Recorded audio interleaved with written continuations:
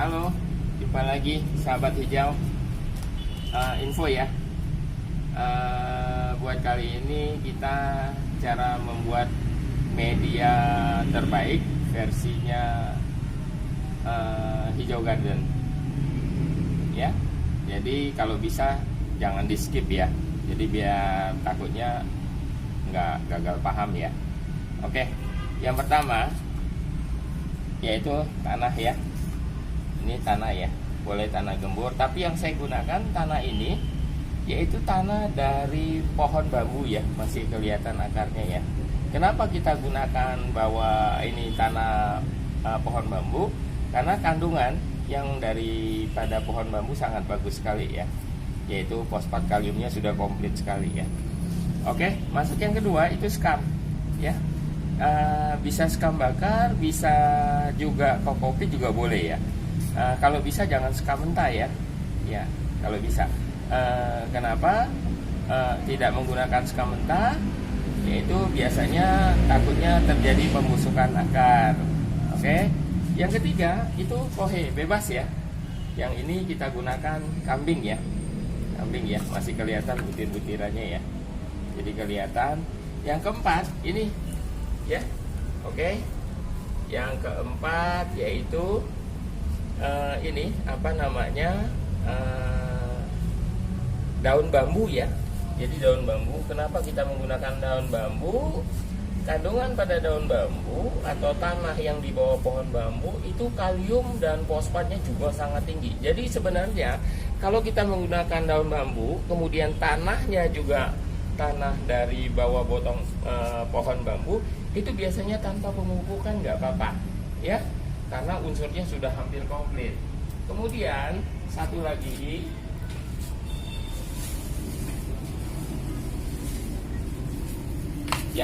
yang terakhir yaitu ini wajib ya. Sorry, tadi agak ditinggal sedikit. Yang ini wajib ya. Oke. Yaitu kapur dolomit atau kapur bangunan juga boleh ya. Kira-kira 1 genggam lah. Kira-kira dari sekian banyak ini 10% deh ya, 10%.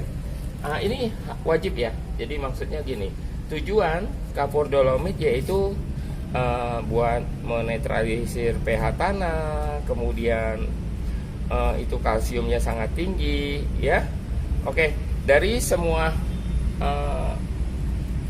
kumpulan tanah maupun sekam maupun kohe dan macam itu dipupuk jadi satu, perbandingannya satu tanah, satu sekam, kemudian satu pupuk kambing ya, boleh ya, ini sapi apa juga boleh, ayam juga boleh ya.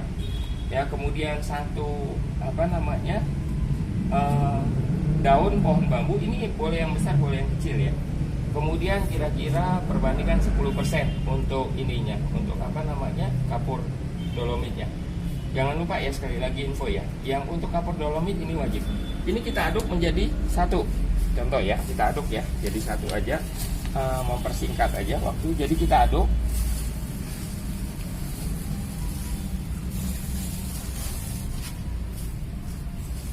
Ya, kita aduk ya, jadi satu. Tapi bukan hanya sebatas ini. Kalau media ini sudah digunakan, itu sudah bagus sekali. Cuman kalau mau lebih bagus, jadi media ini bebas dari namanya bakteri patogen yang terlalu berlebihan ya. Karena apa? Bakteri tersebut biasanya pada pupuk ya, pada pupuk, terutama pupuk apa ya, hewan ya, seperti kambing ya, seperti sapi, itu banyak sekali bakteri yang terkandung. Setelah dia menjadi satu ini, dan ini bisa langsung sebenarnya digunakan. Contoh ya sahabat ya, kita kasih contoh ya. Kita aduk dulu agak rata sedikit ya, sebentar ya. Jadi setelah dia rata demikian, kalau sudah rata ya, dan ini medianya sangat poros sahabat ya. Maksudnya begini, jadi unsur apa namanya, unsur haranya tinggi sekali, kemudian tidak ada genangan untuk air. Kemudian satu lagi kita siapkan yaitu polybag ya. Ini contoh ya, contoh saja ya. Ya, ini polybag. Jadi kita masukkan ke dalam sini ya, semuanya kita kasih contoh. Ingat ya perbandingannya, jadi 1 tanah, 1 sekam, kemudian 1 daun pohon bambu, dan 1 genggam saja, itu kira 5% dari semua. Boleh maksimal lebih 10% juga boleh. Kenapa kita harus campurkan kapur dolomit? Ya seperti pada contoh, ini contoh ya, ini contoh saja, kita ambil salah satu seperti petani ya, setelah dia panen, misalnya petani cabai, tomat dan lain-lain ya, contoh ya. Setelah dia panen, kenapa medianya lahannya tidak dipakai secara langsung? Karena apa? Itu banyak sekali bakteri ya, bakteri penghambat, bakteri patogennya terlalu banyak ya. Oke, ini sekilas saja. Jadi sudah baik. Cuman kalau kita mau lebih steril, lebih bagus ya, kita geser dulu ya, yang ini ya. Kita geser, kita lihat ya. Ini media yang sudah jadi tadi ya. Ini sangat poros. Satu lagi ya.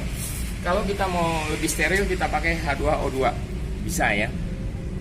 Kalau kita tuangkan yang 50% boleh. Ya kira-kira 1/200, kira-kira demikian. Itu kita tuangkan ke sini. Ini jadi steril total. Yang jadi masalah begini. Bakteri patogen, laktogennya semuanya mati. Jadi 0. Mau tidak mau kita harus menggunakan agen hayati. Cuman untuk kali ini kita tidak pakai H2O2 ya.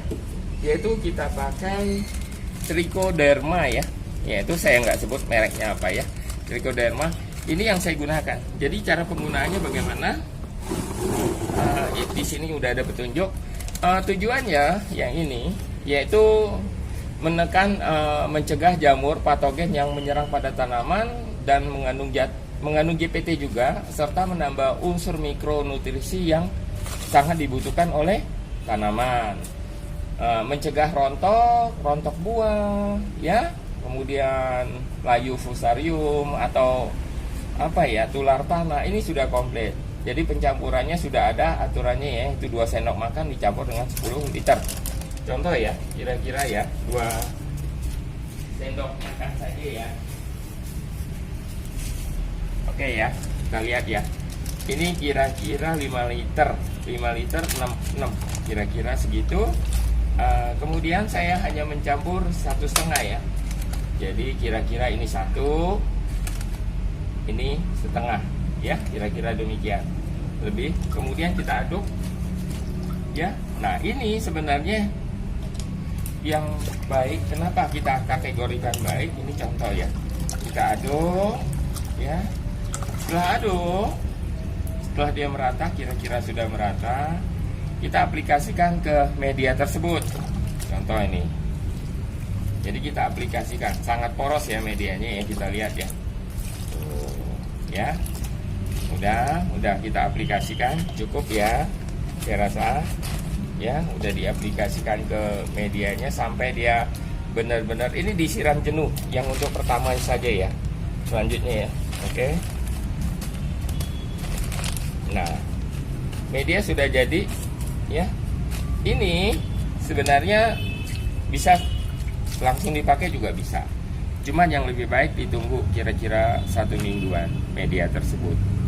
Jadi kita gunakan boleh Trichoderma ya, termasuk Trichoderma, termasuk mencegah yaitu jamur patogen yang berkembang berlebihan biasanya terdapat pada tanaman cabai dan lain-lain termasuk tomat.